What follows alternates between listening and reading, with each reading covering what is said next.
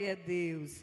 Vamos abrir a palavra de Deus em 2 Reis, capítulo 18, do 1 ao 8. Ô, glória! Quando chega aqui NVI, tu não sabe como eu me alegro, Nildo. Obrigada, meu querido.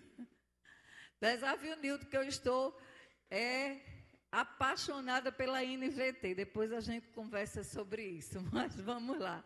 A nova tradução acho que é tradução transformadora, nova versão transformadora, é muito boa também. Mas, você que está em casa também, vamos acompanhar essa leitura. Ótimo, maravilhoso. Olha aí, tá vendo? Essa equipe maravilhosa, Jesus é bom. Ezequias, filho de Acás, começou a reinar em Judá no 3º ano do reinado de Oséias, filho de Elá, rei de Israel. Tinha 25 anos quando começou a reinar e reinou em Jerusalém por 29 anos. Sua mãe se chamava Ábia e era filha de Zacarias. Ezequias fez o que era certo aos olhos do Senhor, como seu antepassado Davi. Removeu os santuários idólatras, quebrou as colunas sagradas e derrubou os postes de Aserá. Despedaçou a serpente de bronze que Moisés havia feito, pois os israelitas queimavam incenso para ela. A serpente de bronze se chamava Neusta.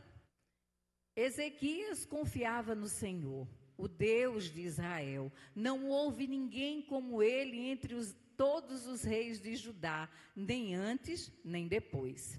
Ezequias se apegou ao Senhor, não se afastou dele e teve o cuidado de obedecer a todos os mandamentos que o Senhor tinha ordenado por meio de Moisés. Assim, o Senhor estava com Ezequias e ele era bem-sucedido em tudo que fazia. Rebelou-se contra o rei da Assíria e não lhe pagou tributo. Derrotou os filisteus até Gaza e seu território, desde o menor posto de vigilância até a maior cidade fortificada. Vamos orar? Senhor, nosso Deus e Pai, essa é a tua palavra.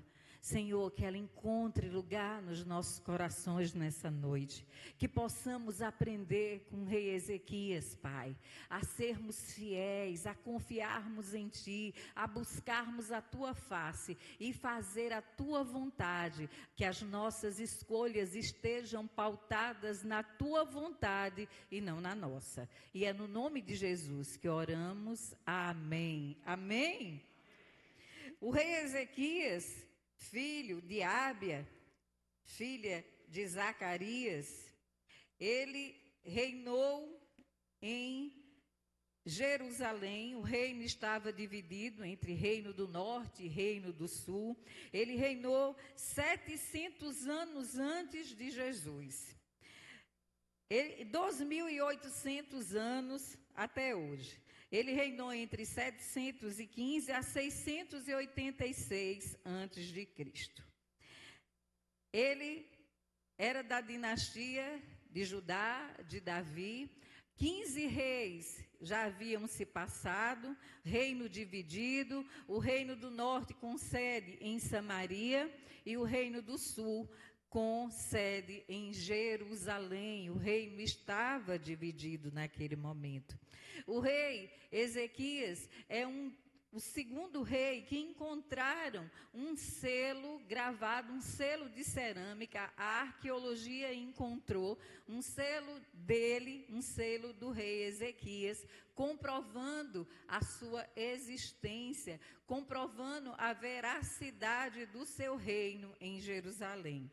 A Bíblia, ela é maravilhosa. Nós não precisamos de comprovação histórica para saber que a Bíblia é a palavra de Deus. Mas a ciência, ela de vez em quando, a arqueologia testifica da palavra de Deus. Quão maravilhoso é isso. Hoje nós vamos falar as escolhas certas numa sociedade errada. Vamos dizer comigo? Escolhas certas numa sociedade errada. Onde nós temos pautado as nossas escolhas? Será que a gente já parou para pensar nisso? Nossas escolhas, elas não podem ser pautadas por aquilo que vivemos ao nosso derredor. Porque se olharmos para o mundo hoje, verificamos que ele vai de contra a muitas coisas que a Bíblia, ela vai de encontro com a palavra de Deus. Nós somos cristãos, as nossas escolhas têm que ser pautadas na palavra. E não é fácil ser cristão. Na época do rei Ezequias não era. Às vezes a gente diz assim, mas devia ser fácil, né? Devia ser fácil. Ali havia a lei de Moisés, havia os feitos do Senhor, as maravilhas que o Senhor fez. Tudo isso testificava de um Deus único e poderoso, um Deus de milagres. Mas não era fácil. Haviam pessoas como existe hoje nos nossos dias, que abre a boca, confessa Jesus, mas anda bem distante dele. Que as suas escolhas são pautadas na sua vontade, naquilo que lhe traz vantagem, e não naquilo que é certo, naquilo que a palavra nos ensina.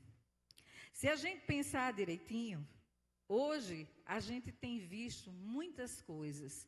Nós temos visto pessoas se levantarem falando sobre aborto, legalização de drogas, e a igreja é contrária a tudo isso. Nós somos a igreja da vida. Desde o minuto da concepção ali há uma vida concedida por Deus. Nós somos aqueles que acolhemos as mazelas desse mundo. A igreja tem estado onde muitas vezes o Estado não chega. Nós acolhemos os drogados. Nós cuidamos das pessoas que estão em vulnerabilidade. Nós ajudamos, auxiliamos quantas e quantas vezes. A igreja, ela é um hospital, acolhemos todos, mas nós acolhemos e tratamos segundo a palavra de Deus. Nós não podemos emprestar a nossa voz para poder servir de eco para todas as coisas erradas que o mundo tenta nos impor. Esse é um tempo de posicionamento. Esse é um tempo de nos posicionarmos como servos de Deus. Ezequias se posicionou como rei de Israel, um rei que que estava ali e sabia que foi escolhido por Deus, e se estava no trono era porque Deus tinha o colocado. Deus é quem dá reinos e também os faz cair. Se a gente for olhar nos livros de reis, 1ª e 2ª reis, vocês vão ver vários reis que foram contrários ao Senhor, que fizeram que era mal perante os olhos do Senhor. Ezequias, durante uma grande enfermidade, ele ora a Deus e ele pede ao Senhor. Está lá em 2ª Reis 20, você pode ler em casa amanhã. E aí ele pediu a Deus que Deus curasse ele daquela enfermidade, que desse mais anos de vida a ele, e Deus deu mais 15 anos de vida a Ezequias. Você já pensou? Você está numa enfermidade, pede a Deus e Ele te concede 15 anos. O que é que você vai fazer com esses 15 anos a mais?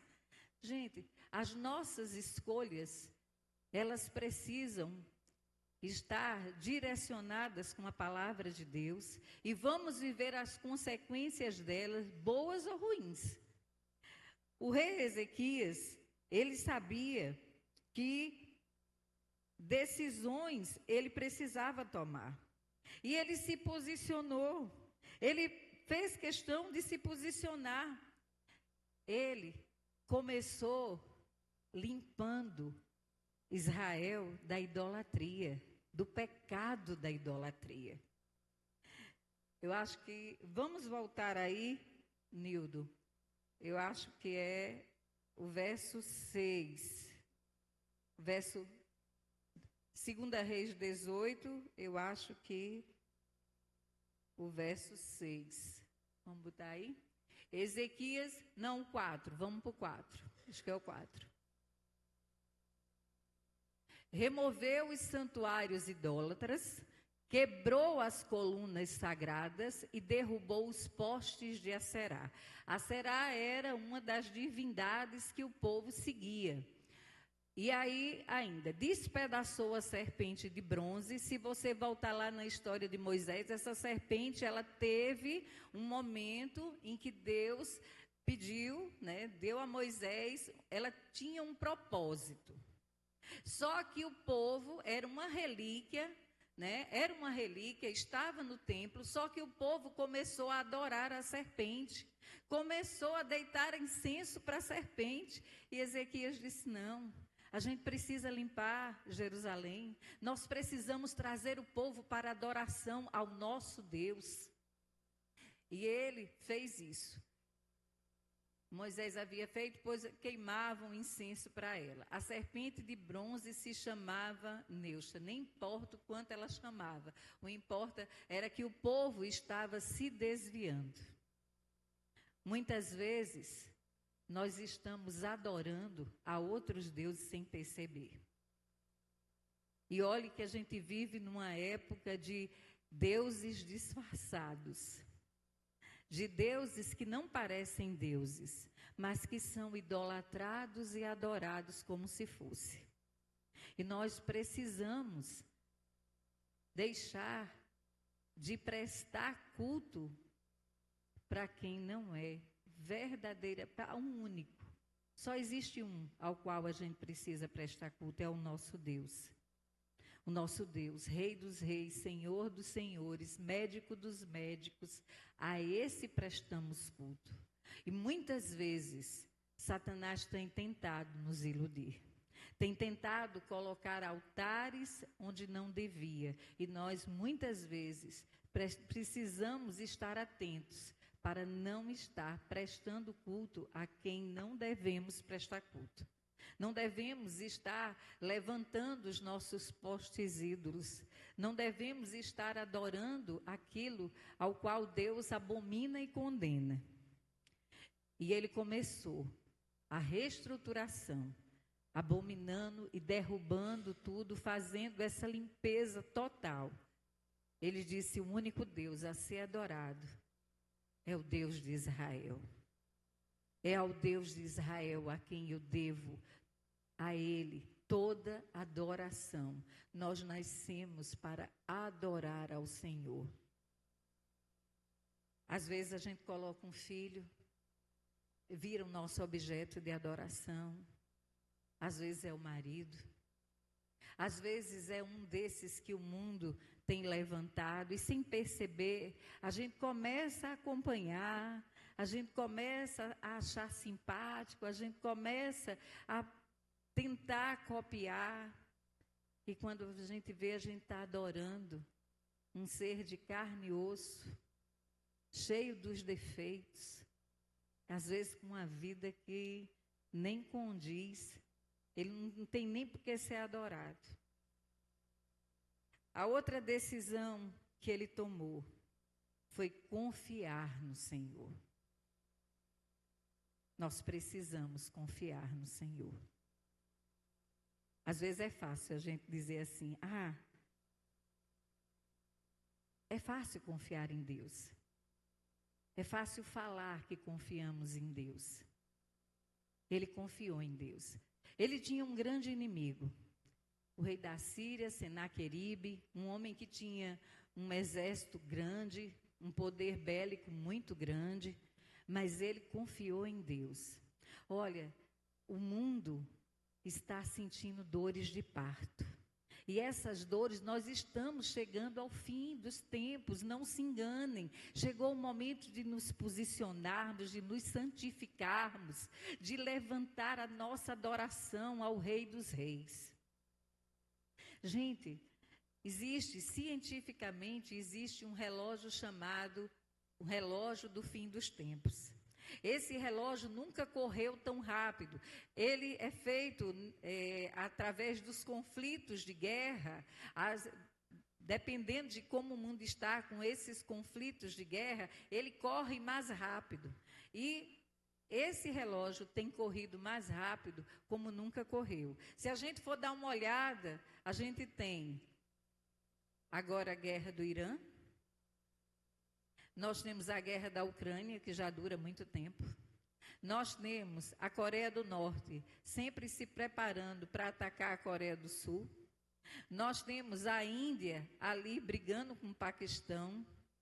Nós temos Taiwan ali também perto de um conflito com o Japão. Ou seja, o mundo jaz no maligno. O mundo começa a sentir as dores de parto, como está lá em Apocalipse. O tempo está se findando. Eu não sei vocês, mas sábado passado, acho que uma empresa, né, acho que do Estado, não sei se da Prefeitura, colocou um sonar, né, um alerta que tocou em todos os celulares, em um teste, dizendo aquilo ali é para pessoas que moram em área de risco, e aquilo seria um teste, vai tocar para que as pessoas estejam alerta e possam sair durante o momento de inundação, enfim. Gente, esse sonar já começou a tocar para nós. Jesus está voltando. E a gente precisa se preparar, a gente não precisa ter medo. Quem ama Jesus não tem medo. Você já confessou Jesus como Senhor e Salvador da tua vida? Então, para você, o fim do mundo não tem que temer. Você tem que se alegrar. Ezequias confiava no Senhor. Ezequias servia a Deus. Ele restaurou a santidade do povo de Israel. Ele fez com que tudo aquilo que não agradasse a Deus fosse tirado do meio do povo. E ele não quis, não deixou. Muitas vezes, existe na nossa família, enfim, alguém que tem práticas, né, aquela sintonia de dizer assim, não, mas a minha avó fazia isso, o meu avô fazia isso, e eu vou guardar. Cuidado, porque talvez há alguma idolatria ali que precisa ser quebrada na sua geração, que você precisa dizer não, não é assim, eu sirvo a um Deus todo-poderoso e eu não vou por esse caminho. Às vezes é você a única sentinela, a única lamparina acesa dentro da tua casa. Olha, pais, eu quero dar um alerta para vocês. Cuidado para não esfriarem. Cuidado para não demonstrarem fraqueza na sua fé. Porque pais que esfriam na fé, os filhos se desviam. Eles acabam sendo os primeiros afetados pelo inferno. Vocês são os guardiões da casa de vocês. Homens, vocês são os sacerdotes do seu lar. Tomem posse disso. Mulheres, vocês são sábias para edificarem a casa de vocês. Escolhas certas nos levam para perto de Deus. Escolhas certas nos levam à santidade. Não à perfeição, mas à santidade. Ele contava com o Senhor. Ele escolheu o Senhor. Ele contava com o Senhor. Meu mundo todo é teu, Senhor. Ezequias contava. Ezequias sabia que era de Deus da onde vinha a sua força. Ele sabia que mesmo tendo ali o rei Ezequias pronto, na hora que ele se rebelasse, dissesse, não vou pagar tributo a você, não vou dar a você espaço, mas ele sabia que Deus estava com ele, Deus estava com ele. Nós temos buscado verdadeiramente a face do Senhor? Será que verdadeiramente a minha escolha tem sido pautada naquilo que Deus quer para a minha vida? Será que eu tenho estado aos pés do Senhor ali no secreto, porque é no secreto que Ele vai te moldar? É no secreto que Ele vai revelar para você, olha, é por esse caminho, filho, que você vai. É aí onde você deve estar. É aí onde você deve me buscar. A tua vida está na palma das minhas mãos. Nós não estamos sozinhos. Nós pertencemos a um Deus que tudo pode. Gente, hoje, acho que foi o pastor Jorge que comentou comigo de um certo comentário de uma jornalista. E ela estava indignada. Demétrios, ela estava indignada porque Israel não tinha sido totalmente destruída. Porque as bombas, as coisas que jogaram em Israel, tinha alguns feridos e poucos mortos. E quando era do lado do Iraque, tinha... Gente, o nosso Deus, Israel tem um Deus. Israel tem um Deus. Israel vem de lutas e lutas. Israel lutou contra os gregos, contra os romanos. Israel luta até hoje. Mas o Deus de Israel permanece firme. Lembram das pragas do Egito? Lembram dos livramentos que Deus deu ao seu povo? O nosso Deus não mudou. E é para que o mundo saiba que existe Deus em Israel. Que existe um Deus que reina. Qual o segredo desse rei? Por que Ezequias era tão próspero? Porque as escolhas que Ezequias fazia o abençoavam. A gente vê tantas pessoas buscando ser prósperas. Vivemos o evangelho da prosperidade. Ele começou lá no finalzinho da década de 70 e tem se arrastado até hoje.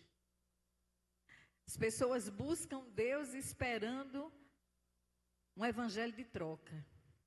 Eu vou dar para receber e receber quadruplicado. E não é assim no reino de Deus. Você só vai ter aquilo que Deus tiver para te dar. Você vai viver em conforme. Deus não quer que a gente viva vida miserável, jamais. Mas Ele vai te dar segundo a medida dEle. E Ezequias, quando fez isso, livrou-se da idolatria do povo. Lutou para poder fazer com que aquele povo se voltasse para Deus. Quando ele disse, não vou fazer escolhas distantes do meu Deus, vou buscar a face dele. Não vou fazer conchavos com rei nenhum, porque o meu Deus é o meu rei. E aí, tudo que ele fazia, prosperava. Assim foi o Senhor com ele, para onde quer que saía, e o conduzia com prudência. E se revoltou contra o rei da Assíria e não o serviu. Ele feriu os filisteus até Gaza, como também os termos dela, desde a torre dos atalaias até a cidade forte. Porque se chegou ao Senhor, não se apartou de após ele e guardou os mandamentos que o Senhor tinha dado a Moisés. Assim foi o Senhor com ele. Confiar, entregar. Confiança é entrega. É difícil confiar. Sabe por que é difícil confiar? Porque nós vivemos numa sociedade que ela é contrária a isso. O que é que nós aprendemos todos os dias, em todos os lugares que passamos? Eu não confio em ninguém. Quem não confia em ninguém tem dificuldade de confiar em Deus. Quem não confia no que vê, como é que vai confiar num Deus que não vê? Quem confia em Deus é porque tem intimidade com Ele. Eu sei que você tem os seus testemunhos com Deus. Eu sei que cada um aqui tem em algum momento da vida, tem alguma gratidão a Deus por algo que Deus fez em sua vida. E para Deus fazer, você teve que confiar. Você teve que abrir mão. Você teve que dizer, Senhor, eu sou fraco, eu não consigo, não está na minha mão, não tem como, só tu podes, Senhor. E quando a gente se entrega, aí Deus age. Quando nós nos entregamos por inteiro ao Senhor, Deus age. Ezequias fez as escolhas certas quando ele se voltou para o Senhor. E quando o nome dele, ele foi um dos maiores reis de Israel. Sabe quem era o mentor de Ezequias? Era Davi. Era justamente Davi. Davi estava 15 dinastias atrás, mas ele escolheu ter Davi como exemplo. Quem são os seus exemplos? Quem você tem buscado? Quem você tem procurado na hora de tomar uma decisão? Quem você tem ouvido? Porque muitos se levantam para nos confundir, para nos desviar a atenção, nos tirar do foco. Sempre vai ter alguém que vai vir com uma escolha bem prática e que no fim só leva você para um caminho de morte e um caminho bem distante do Senhor.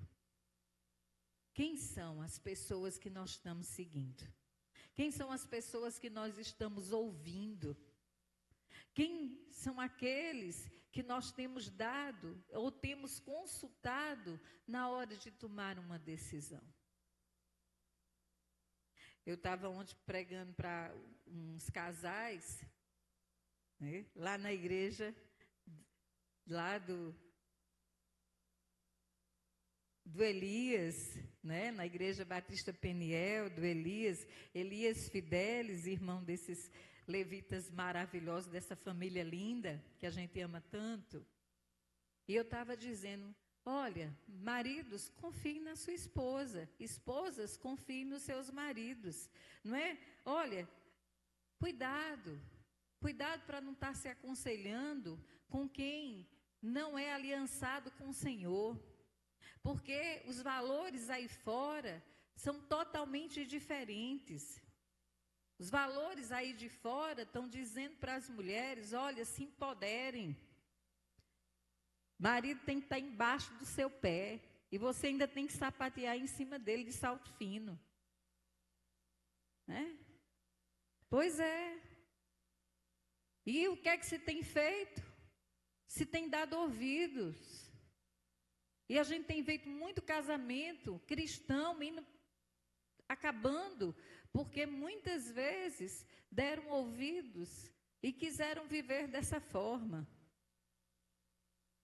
Escolhas certas nos levam para perto de Deus. Escolhas certas nos faz abundantes. Deus deu a Ezequias não apenas 15 anos de vida a mais, mas o fez próspero. Fez que tudo que ele fizesse fosse abençoado. Ele tinha ali a mão de Deus, ele fez o que era reto aos olhos de Deus, conforme tudo o que fizera Davi, seu pai. Tudo o que ele fez prosperou, porque ele fez segundo a vontade de Deus. Escolha Deus, escolha fazer todas as suas escolhas pautadas na palavra de Deus. Que Deus nos abençoe. E se tem uma escolha certa, que você jamais irá se arrepender, é escolher Jesus como Senhor e Salvador da tua vida. Então, nessa noite, se você ainda não abriu a boca e confessou Jesus como Senhor da sua vida, vem aqui, nós queremos orar por você.